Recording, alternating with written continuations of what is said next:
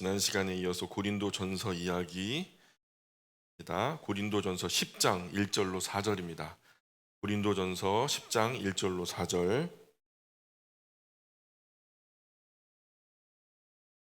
함께 봉독합니다.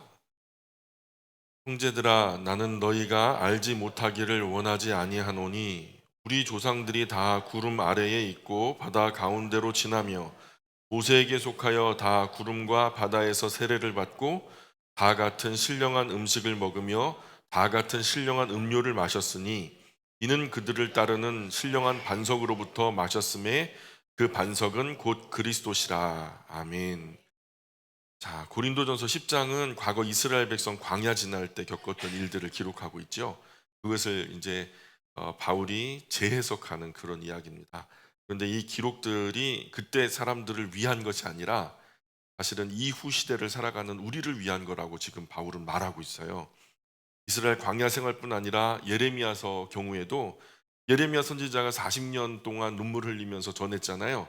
근데 40년 동안 눈물 흘리면서 전했는데 돌아온 사람들이 있었나요? 돌아온 사람들이 없었어요. 40년 동안 열심히 전했지만 인생 걸고 전했지만 아무 효과도 없었어요. 듣는 사람도 돌아오는 사람도 없었단 말이죠. 그런데 왜 예레미야서를 기록해 놓으셨을까?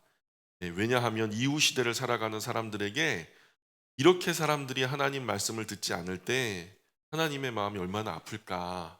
하나님은 열심히 소통하고 싶어서 가까이 가시고 사랑하시고 부어주시고 채워주시는데 계속 그 사랑을 거절하고 받기만 하고 은혜는 까먹고 오히려 은혜를 원수로 갚는 배은망덕한 세대를 바라보면서 나라를 바라보면서 하나님이 얼마나 마음 아프셨을까? 꼭 이런 것을 알아듣는 사람이 있을까 해서 예레미야서를 기록했다는 말이에요. 그때 그 사람들은 안 들었잖아요. 한 사람도 안 돌아온 거 보면 안 들은 거예요. 오늘 우리는 그러나 들을까 해서 이 기록을 남겨놨다는 거예요. 만 사람 중에 하나라도 천만 중에 열이라도 듣고 돌아오는 사람이 있을까 해서 이 기록을 남겨놨다는 거예요. 그러나 일반적으로 그리스도인들은 예레미야서를 잘 안 봐요. 재밌는 얘기가 없어요.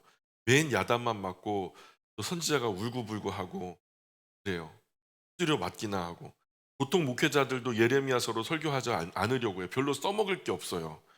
잘 된다, 복 준다, 성공한다. 요즘 현대 그리스도인들이 듣기 좋은 말들은 예레미야서에서 발견하기가 좀처럼 어렵습니다.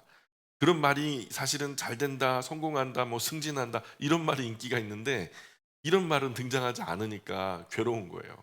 차라리 그냥 예레미야서 통째에 아예 패싱하는 그런 경우가 많죠. 예레미야서에서 잘 써먹는 구조는 딱 하나. 예레미야 33장 3절 다 아시죠? 힘써 부르짖어야 된다고 말이죠. 예, 너는 내게 부르짖어라. 다른 거 몰라요. 왜 부르짖는지, 무엇 때문에 부르짖는지 몰라요. 그냥 요 내게 부르짖으라.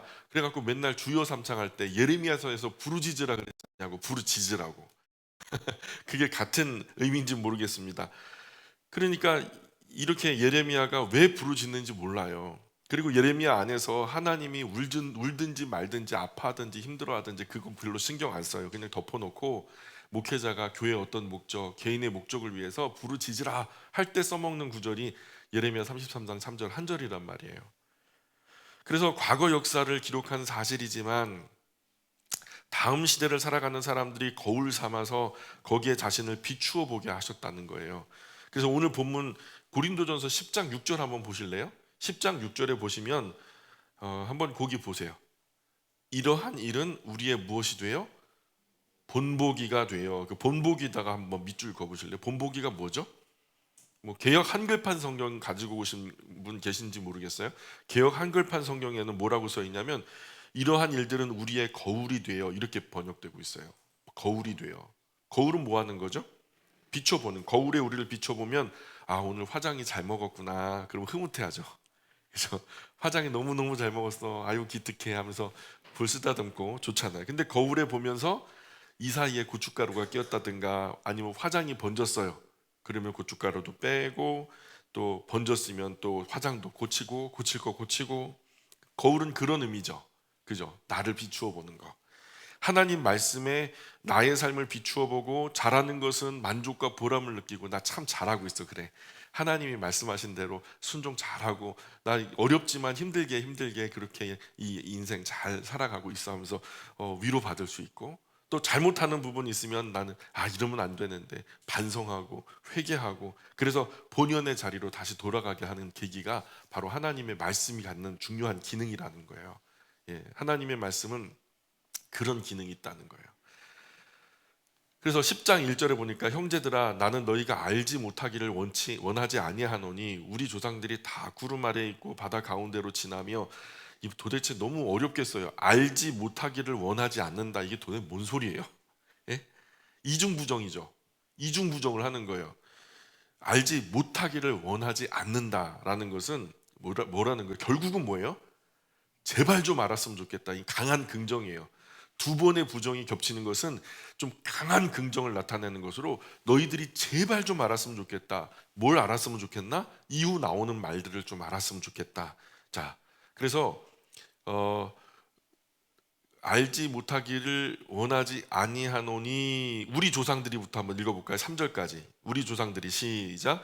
우리 조상들이 다 구름 아래에 있고 바다 가운데로 지나며 모세에게 속하여 다 구름과 바다에서 세례를 받고 다 같은 신령한 음식을 먹으며 다 같은 신령한 음료를 마셨으니 이는 그들을 따르는 신령한 반석으로부터 마셨음에 그 반석은 곧 그리스도시니라. 아멘. 자, 이스라엘 백성이 광야를 지날 때 낮에는 구름 기둥이 살인적인 사막의 햇살을 막아줬죠.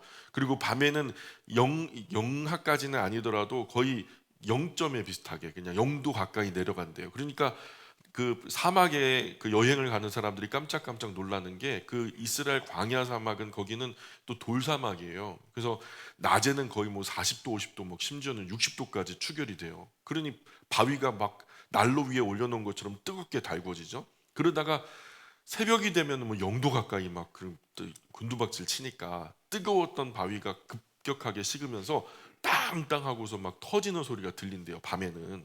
그러니 참 얼마나 신기하겠어요. 뭐 공포스럽겠어요.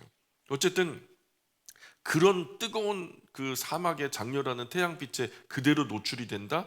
그 추운 그 사막의 밤의 추위에 그대로 노출이 된다.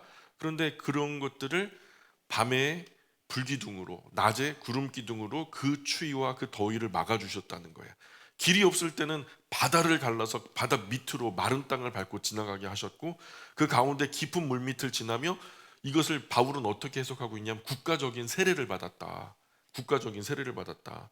다 함께 죽을 목숨 하나님 때문에 다시 살았잖냐. 그러니 죽은 거고 다시 산 거라는 거예요. 그게 세례라는 거예요. 또 다 같은 신령한 음식을 먹었다. 안 먹으면 어떻게 돼요, 사람이? 안 먹으면 죽어요. 근데 하늘에서 내려온 떡을 먹고 너희가 살았잖냐. 살았다. 그리고 또 다 같은 신령한 음료를 마셨다. 사람이 물 안 마시면 어떻게 돼요? 죽어요. 그런데 사막에서 도저히 물이 나올 수 없는 그 환경에서 물이 나온 거예요. 어떤 방법으로? 지하수 개발업자가 있었나요? 아니죠. 하나님이 이 반석을 여셔서 그 200만 명이 넘는 수많은 이스라엘 백성들을 먹이시켰다는 거죠. 그래서 그 반석이 터져서 샘물이 나와 그것을 함께 마셨다는. 그런데 그 반석이 곧 뭐래요? 예수 그리스도다, 이렇게 말해요. 사실 이 구절의 맥락은 같은 구조로 되어 있어요. A는 곧 B다. A는 곧 B다. 그게 단지 그 반석이 터져서 샘물이 나왔다라는 요 문장에만 해당되는 게 아니라 앞선 모든 문장에 해당되는 거예요. 어떤 의미냐면 사막의 낮에 살인적인 햇빛을 가려주는 구름 기둥도 곧 예수 그리스도다. 사막의 밤에 살인적인 추위를 가려주는 불기둥도 곧 예수 그리스도다. 깊은 홍해 밑을 죽지 않고 걸어 나온 것도 곧 길 대신 그리스도 예수다. 신령한 만나로 먹을 음식을 광야에서 살아남게 하신 것도 생명의 떡 대신 예수 그리스도다. 생수를 기대할 수 없는 사막에서 반석에서 터져 나온 물을 마시는 것도 사실 생명수 되시는 예수 그리스도다. 다 하나로 우리의 구원이 되시는 예수 그리스도. 예수님의 이름이 뭐예요? 예수. 예수는 구약에서 히브리어로 여호수아. 여호수아는 어떤 뜻이죠? 여호와가 나의 구원이라는 뜻이에요. 여호와가 구원이다. 우리의 구원이 되시는 여호와. 온 땅 유일하신 그 하나님이 우리의 구원 되신다라는 그 이야기를 예수님은 이름으로부터 선포하고 그 삶과 사역을 통해서 우리에게 온전히 선포하는 그런 삶을 사셨던 것이 바로 예수님이시라는 거죠. 자, 그래서 구약의 그 사건도 사실은 예수 그리스도의 사역이었고 5절에 보세요. 5절 같이 읽습니다. 시작. 그러나 그들의 다수를 하나님이 기뻐하지 아니하셨으므로 그들이 광야에서 멸망을 받았느니라. 자, 참 재밌는 글인데요. 다 하나로 예수 그리스도로 살아났잖아요. 하나님의 구원을 통해서 다 살아났잖아요. 그 살아났고 지금 우리가 하나님 때문에 살고 있고 하나님이 소행성 뭐 이딴만한 거 하나만 지구로 보내봐요. 바로 터져 죽어요. 우리는 내일이 없어요. 그런데 하나님 때문에 지금 살고 있고 앞으로도 내일도요. 누구 때문에 살 수 있어요? 내일도 하나님 때문에 살 수 있는 거예요. 그러니까 그렇게 예수 그리스도로 살아났고 예수님 때문에 살고 있고 예수님 때문에 살 수 있지만 하나님은 그들 대부분을 기뻐하지 않았다는 거예요. 그래서 그들 대부분은 광야에서 죽었대요. 우리 생각에 하늘에서 내려온 떡을 먹고 반석에서 터져 나온 생수 마시면 또 심지어는 양쪽으로 물벽이 돼가지고 깊은 바다 속으로 마른 땅을 밟고 건너오면 또 뜨거운 사막의 낮에 구름 기둥이 드리워서 아주 그냥 막 신기하게 그 뜨거움을 막아주고 밤에 그냥 추위로부터 뜨거운 불기둥이 나타나 우리를 따뜻하게 덮여주면 이런 놀라운 보호를 받으면서 건너오면 우리의 신앙이 막 넘쳐날 것 같죠. 우리는 그냥 복 받은 사람들인 거예요. 아멘입니까? 이런 것들을 직접 경험했다고 생각해 보세요. 다 졸고 주무시고 계신데 그런 것들을 우리가 직접 경험했다고 생각해 보세요. 막 심장이 터질 것 같아요. 너무 신기해서. 그러나 이들은 별로 그렇지 않았다는 거예요. 어느 아침밥 지어 먹으려고 냉장고를 열고 쌀독을 뒤졌는데도 쌀도 똑 떨어지고 먹을 반찬도 없어요. 그래서 쌀포대를 뒤집어도 아무리 탁탁 털어도 요만큼도 안 나와 몇 개 톡 떨어지고 말아요. 처자식 먹여 살려야 되는데 남편 자식들 먹여 살려야 되는데 먹을 음식이 없어요. 떼거리가 없어요. 자, 그래서 두 손을 꼭 모으고 하나님 우리 먹을 것 좀 주세요 하고서 기도를 했는데 기도하고 바깥에 나가서 보니까 툇마루에 쌀 한 바가지 김치 한 바가지 있으면은 우리 마음이 어떨까요? 졸려요. 예?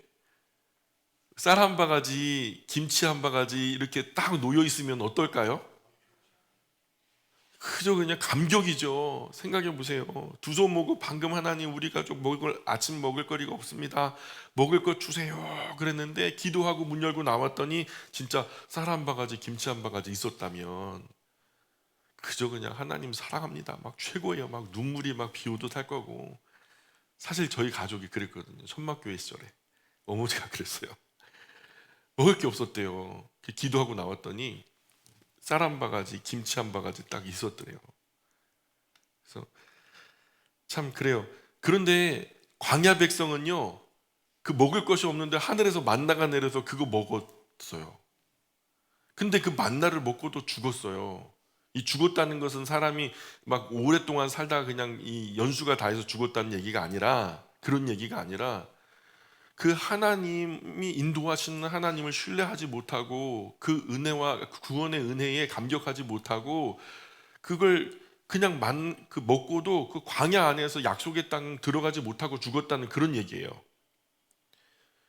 만나를 하루만 먹은 게 아니고 40년 먹었잖아요. 처음에는 아침마다 만나가 내리고 반석에서 물이 나는 이 기적이 막 신기하고 놀랍죠. 막 밤에는 막 불기둥이 낮에는 구름 기둥이 막 엄청 신기하죠. 그러나 이게 매일 아침 반복되니까 일상이 돼 버리는 거예요. 별로 이상하지가 않아. 매일 주시는 하나님의 은혜인데 처음에 한 달, 뭐 1년은 뭐 감격하고 뭐 놀라웠을지 모르지만 40년 반복되니까 너무 익숙해져 버려. 그러니까 이제 더 이상 신기하지도 않고. 근데 그러다가 막 만나가 하루 안 내려봐요. 어떻게 다네. 입이 대빠른 나오지. 예? 당연히 줘야 되는 거죠. 이 하나님의 은혜가 거듭되면요. 이게 권리인 줄 착각한다니까. 매일의 하나님의 은혜를 매일 발견해야 되는데, 그래서 이 사람들이요, 그 은혜를 은혜로 받지 않고 은혜를 권리로 받아서 불평이 나오는 거예요. 그래서 저는 깨달았어요. 그 많은 사람이 이 기적을 보고도 믿지 않으니까요. 기적을 보고 믿는 것은 믿음이 아니라는 거예요. 그저 신기한 일이에요. 그래서 성경에서도 계속 말씀하는 것은, 믿음이라는 것은 기적에서 나오는 것이 아니다. 믿음은 어디서 나온다? 들음에서 나온다.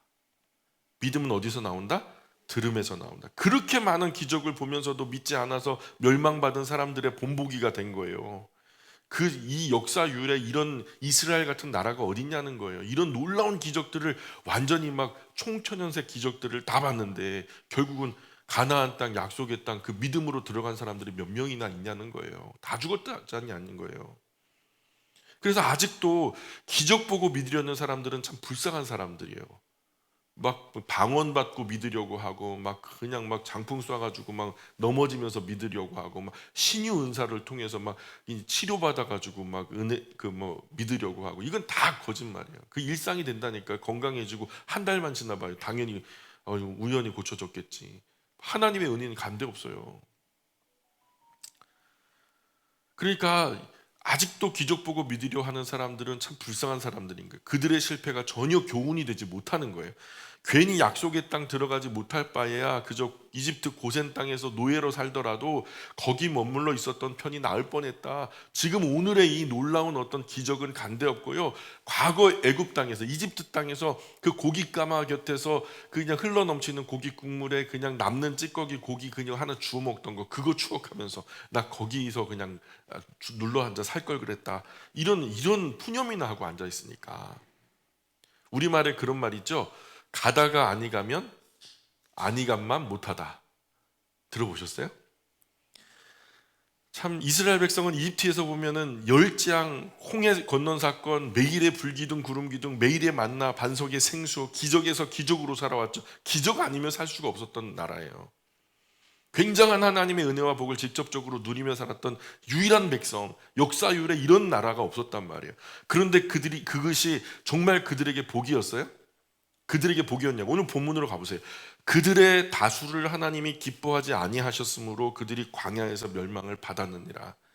하나님이 그렇게 채워주셨지만 별로 하나님이 기쁨이 안 됐어요. 보통 선물을 주는 사람은 받는 이의 기쁨을 위해서 주거든요.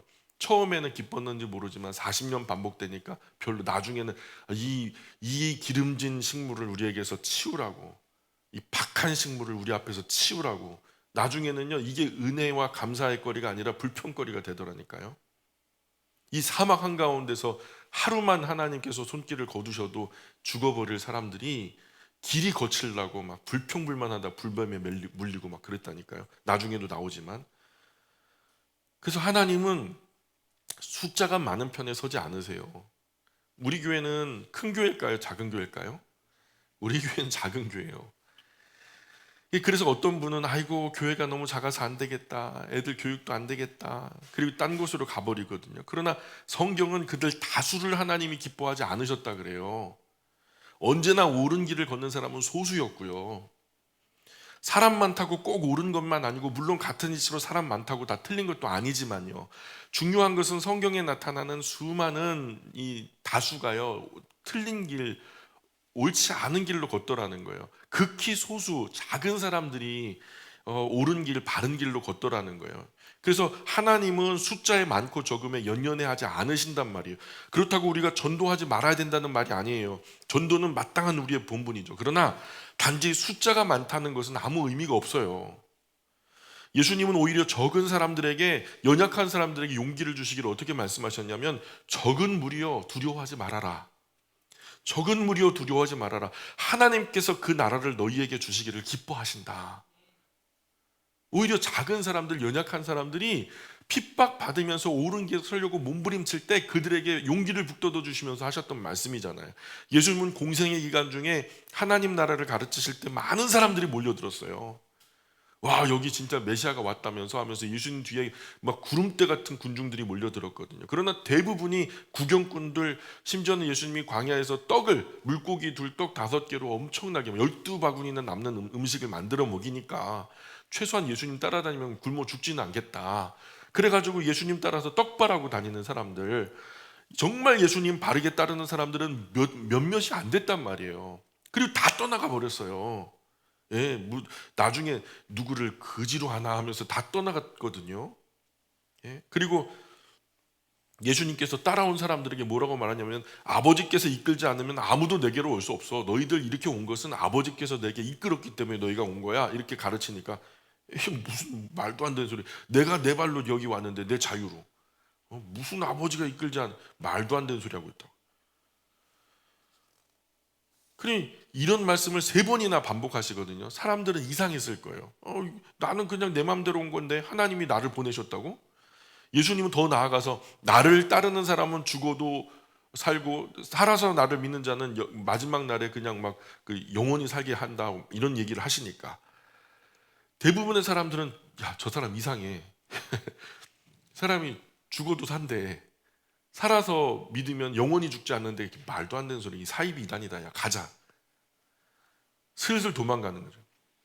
나중에 보니까 12제자밖에 안 남았대요. 성경에 보니까 예수님 따르는 사람들, 그 구름대 같은 사람들이 구름대 같은 사람들이 바람과 함께 사라져버리고 마지막에 남은 것은 최측근 예수님의 12제자밖에 안 남았잖아요.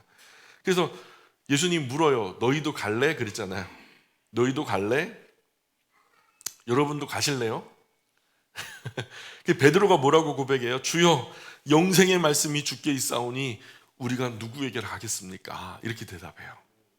사실 참 진리를 따르다가 손해를 보더라도 끝까지 진리 따라가야 되거든요. 세상 사람들이 멸시천대 십자가 지우게 할지라도 이것은 진리이기 때문에 따라가야 되는 거예요. 죽더라도 따라야죠. 사실 어느 시대에나 이런 사람이 많지 않거든요. 그저 군중 심리에 몰려가고 몰려오고, 큰 교회, 대형 교회, 유명한 교회 가면 뭐 있겠지 하고 따라가거든요. 그래서 온갖 프로그램, 편의시설, 교육 프로그램, 서비스 많이 받고 누리려면 사실 큰 교회, 대형 교회, 뭐 유명한 교회 가면 좋죠. 사실 다 누리기 위해서 가는 것이지, 한번 따지고 보면 우리가 섬기러 가겠다, 진리를 위해, 진리를 깨닫기 위해 가겠다, 이렇게 가는 사람들은 거의 없거든요. 극히 소수라는 거예요. 그러나 우리 교회는 대놓고 작은 교회예요. 예? 누릴 것이 별로 없고 이런저런 프로그램, 편의시설, 뭐 교육 서비스 이런 거 전혀 없어요. 별로 없어요. 섭섭해하자면 섭섭할 거 투성이죠. 그러니 여기에서 무엇을 기대하고 바랄 거 없어요. 그거 기대하면 안 되죠. 그래도 진리 따라 오셨다면 잘하신 거예요. 예수님 말씀 돌려드릴게요. 뭐라고 말씀하셨냐면, 몰려든 사람들에게 여러분 지금 여기 뭘 보러 오셨습니까? 바람에 흔들리는 갈대입니까? 부드러운 고급 옷 입은 사람들입니까? 그런 사람들은 왕궁에나 있지요. 그러나 선지자들 그랬듯 하나님 진리 말씀 듣기 위해 여기 있다면 잘하신 겁니다. 우리는 오늘 지금 여기 아버지 하나님의 진리 말씀 들으러 왔어요. 예수님은 우리에게 반드시 물으세요. 반드시 물으세요. 뭘 물으시냐? 너희가 무엇을 구하는가? 무엇을 바라고 나를 따르는가?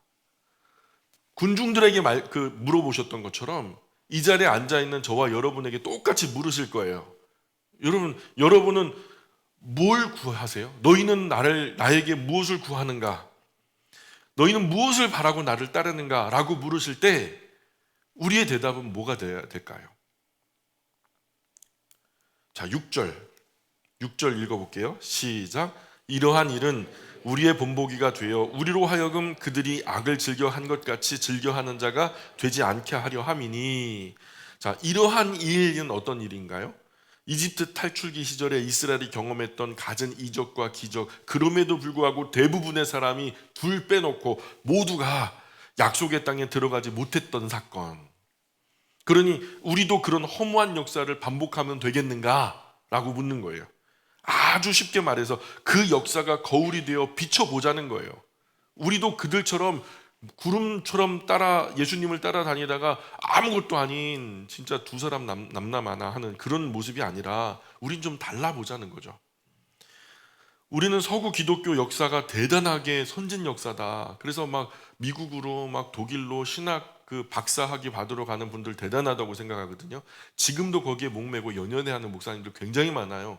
근데요, 제가 볼 때는요, 거기 그 신학들이 다 후졌어요. 예. 성경을 가르치지 않고 성경에서 벗어난 다른 이야기들을 많이 해요. 자, 그러나 서구 기독교 역사 그렇게 자랑스러운 것이 사실 별로 없거든요. 복음을 전하되 성경에 나타난 예수님처럼 온유하고 겸손하게 섬기는 자세로 전해야 돼요. 성경적인 건 그거예요. 예수님이 어떻게 왕이 되셔서 막 칼과 창을 가지고 한쪽에 성경 가지고 너 이거 믿을래 아니면 죽을래 이렇게 가르치셨어요? 예수님은 어떤 자세로 가르치셨나요? 온유하고 겸손하게 가르치셨어요? 아니면 강력으로 가르치셨어요? 포악으로. 그래서 온유하고 겸손하게 가르치셨잖아요. 그런데요, 서구 기독교 역사는요, 그저 군림하고 착취하고 안주는 빼앗고 갈취하고 지배하는 방식으로 그들 선교 방식을 채택한 거예요. 그래서 그 대부분 우리보다 앞서서 중국의 기독교 복음이 들어갔는데 그 선교사들이 파송되면은 그 선교사들 뒤를 졸졸졸 따라다니는 사람들이 누가 있었냐면 아편 파는 사람들이 따라다녔어요. 선교사님들 뒤로 아편을 마약을 요즘 말로 말하면 마약을 파는 사람들이 따라다녔다니까요. 아편 중독 문제가 얼마나 심각했는지 원나라 황제의 스승까지도 중독이 된 거예요. 그래서 원나라 황제가 이 아편 척결을 위해서 임칙서라고 하는 사람을 갖다 세우고요. 그리고 임무를 주고 보낼 때 나라 안의 아편 문제에 대한 황제의 결연한 각오와 다짐을 아주 굳은 다짐을 보여주기 위해서 황제가 자기 스승을 자기 앞에 데려다가 참수를 시켜요. 그리고 임칙서 너 봤냐? 너 똑바로 못하면 목 달아날 줄 알아라. 너 목숨 걸고 이 나라의 아편 척결해야 된다. 하고서 황제가 임칙서에게 그런 사명을 주고 보내요. 임칙서가 각 지역에 가갖고 지방 관리들을 위해서 행위를 가만히 지켜보다 보니까 다 선교사 뒤를 따라다니는 아편 장사치들 관리들 짜고서 이익을 나눠 먹더라는 거예요. 백성들에게 아편을 팔게 하고 그것도 이익금이 생기면 일부를 갖다가 관에다가 상납하게 하고 그러니까 근절될 수가 없는 거예요. 관까지 다 연관되어 있으니까. 그래서 임칙서가 관리들을 한 방에 다 모이게 해요. 지방 관리들 한 방에다 다 모이게 해가지고 이 중에 아편에 중독된 사람 있는가 물으니까 아무도 나는 중독되지 않았다는 거예요. 중독된 사람은 없다는 거예요. 그래? 그러면 나와 함께 4시간만 같이 있어 보자. 그래서 문을 다 닫아 걸게 하고 임칙서하고 그 지방 관리들이 한 방에 있으면서 그 방 안에 있었던 거죠. 그랬더니 1시간이 지나니까 아편 약발이 떨어진 사람들부터 벌벌벌 떨면서 개처럼 기어다니기 시작하는 거예요. 조금 있으니까 넘어지고 자빠지고 엎어지고 그러니 한 3시간 지나니까 다 못 견디고 방 탈출하려고 그냥 방문을 손으로 막 바닥바닥 긋고 관리들이 다 중독됐던 거예요. 이 관리들이 중독자인데 어떻게 아편 척결이 이루어져요? 이거 나를 위해서라도 계속 돼야 되는 건데 이렇게 영국 상선과 아편 장사치들로부터 임칙서가 빼앗은 아편 상자만 22,300상자가 됐대요. 22,300상자. 이 아편에다가 그 못 쓰게 아예 못 써먹게 소금을 막 섞어가지고 그냥 태우는 데만 한 20일 정도 걸렸다는 거예요. 이것이 영국 정부 동인도 회사가 인도 벵골만에서 양질의 몰핀을 막 엄청나게 대량 생산해가지고 중국을 침략 탈환하려고 중국이 땅이 넓잖아요. 거기를 갖다 자기들의 어떤 식민지화 하려고 그 유명한 아편 전쟁을 일으킨 거예요.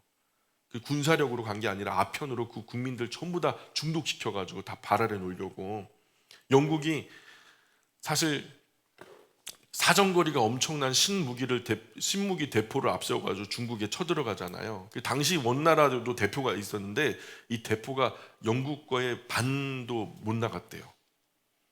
그러니까 결국 원나라는 졌고 할 수 없이 굴욕적인 협상에 임할 수밖에 없었죠. 우리나라처럼 일본 일제 앞에서 그랬던 것처럼 이들이 그 굴욕적인 협상 끝에 홍콩을 떼어가지고 영국에다 갖다 바치고 그리고 본토로 이어지는 항구 5개를 갖다 마음대로 사용할 수 있도록 강제로 문호를 개방하게 하죠.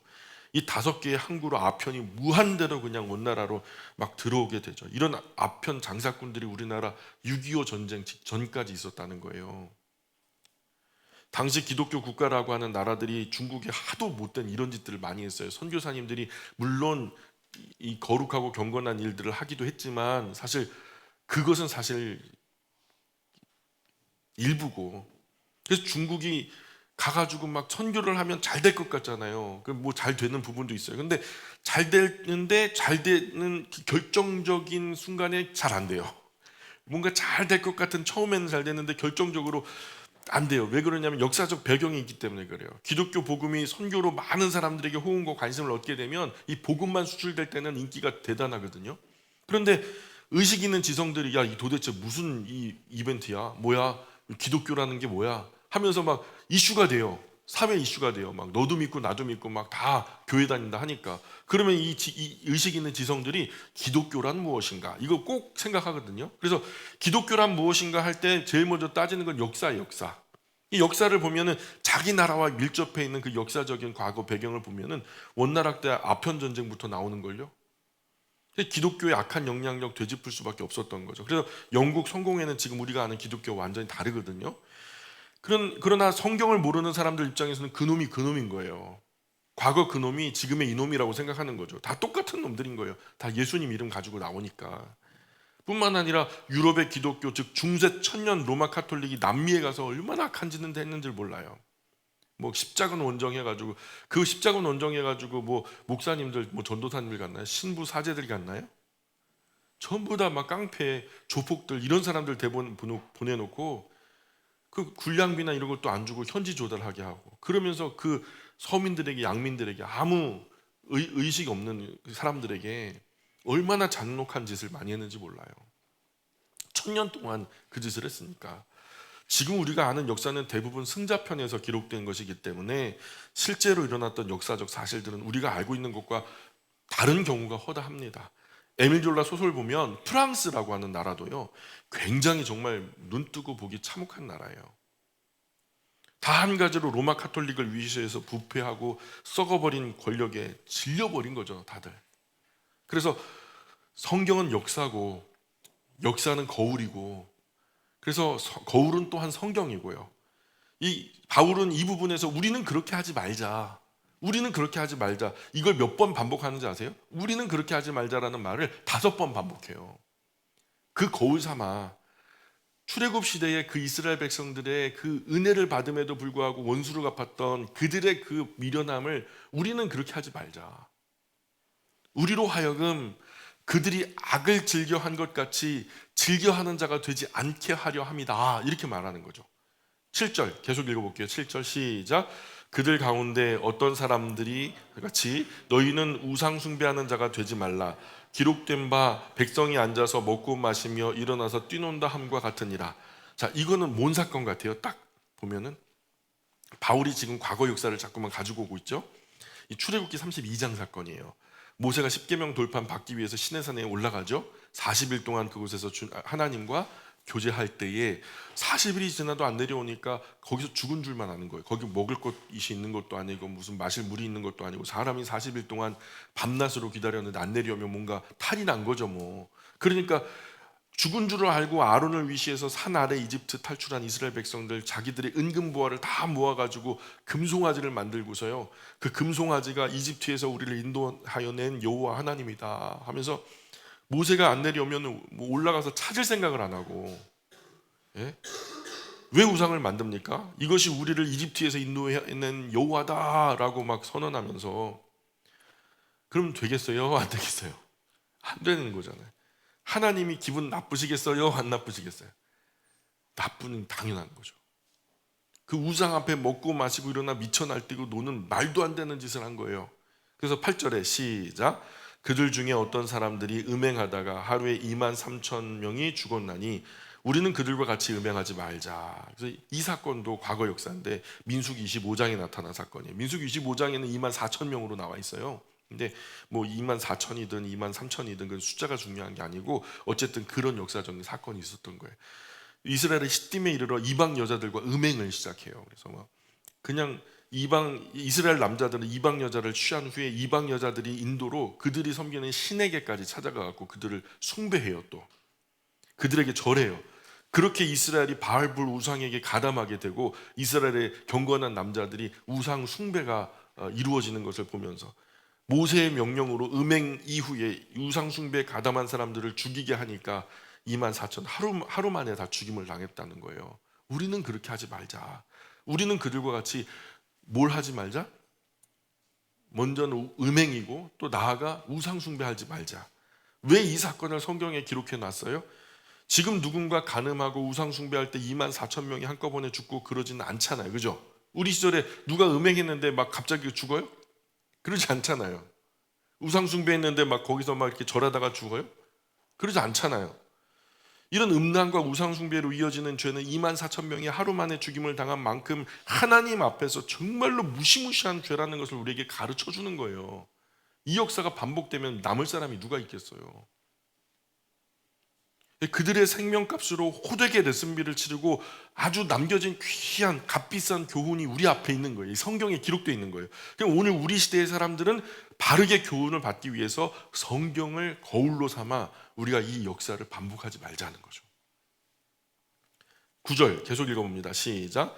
그들 가운데 어떤 사람들이 주를 시험하다가 뱀에게 멸망하였나니 우리는 그들과 같이 시험하지 말자. 또 나오죠. 이거 과거 역사예요. 민수기 21장 사건인데 거친 길로 시작된 불평불만 나중에는 음식에 대한 불만으로 번져요. 원래 이제 왕의 대로라고 하는 높은 곳에 이르는 오른쪽 왕의 대로길로 가면은 되게 시원하고 선선하고 그리고 길도 편편하고 너무 좋았을 건데 그 길을 막아버리니까 다시 돌아가지고 거친 길로 다시 돌아오게 되니까 막 불평이 나는 입이 이만큼 나오고 그리고서 그냥 그 길 위에서 길도 거친데 먹을 음식도 자꾸만 만나만 주니까 40년 동안 한 음식만 주니까 나중에는 하찮은 음식 우리 앞에 치우라고 나도 고기 먹고 싶다고 나도 수박 먹고 싶다고 나도 참외 마늘 부추 이런 거 먹고 싶다고 왜 우리는 맨날 만나만 먹냐고 하면서 막 얘기하죠.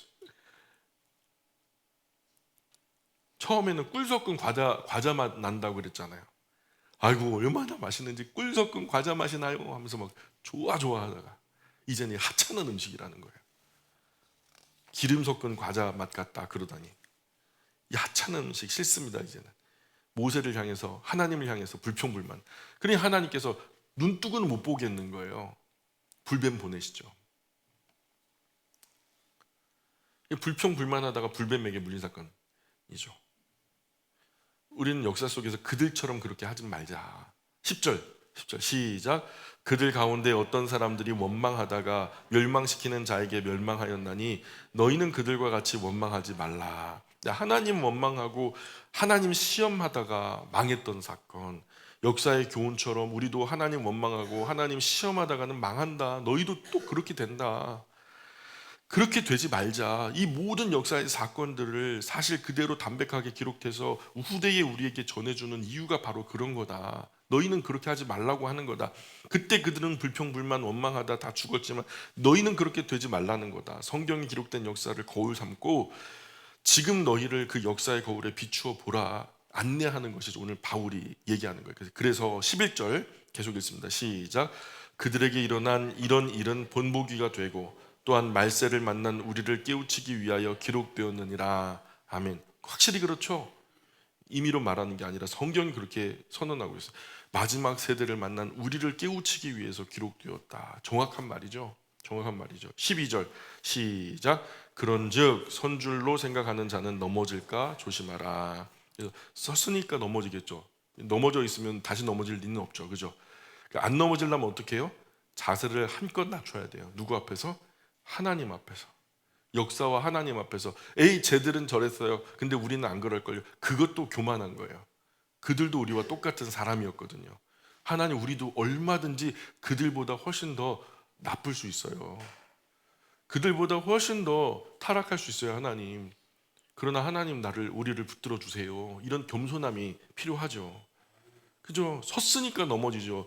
납죽 엎드려 있으면 넘어질 수가 없죠. 언제나 하나님 앞에서는 우리의 유일한 자세 겸손으로 엎드리는 거예요. 그래서 그리스도인은 항상 하나님 앞에서 겸손하게 자세를 낮추고 낮은 곳에 마음을 두고 살아가는 모습이 그리스도인다운 모습이죠. 하나님과 사람 앞에서 나 잘났다 고개 드는 순간 하나님 앞에 뒤통수 맞고 그래서 선 순간 넘어지거든요. 13절 계속 읽어볼까요? 13절 시작. 사람이 감당할 시험 밖에는 너희가 당한 것이 없나니 오직 하나님은 미쁘사 너희가 감당하지 못할 시험 당함을 허락하지 아니하시고 시험 당할 즈음에 또한 피할 길을 내사 너희로 능히 감당하게 하시느니라. 아멘. 예, 5분 주무시면 제가 그만하는데요. 진작 넘었어요. 한 7분 주무셔서 오늘은 여기까지. 10장 13절부터 우리 다음 시간에 계속해서 말씀 나누도록 하겠습니다. 기도하겠습니다. 귀하신 하나님, 은혜와 사랑을 감사합니다. 부족한 저희들, 성경에 기록되어진 역사를 거울 삼아 미련한 역사를 반복하는 그러한 그리스도인들이 되지 않게 하여 주옵소서.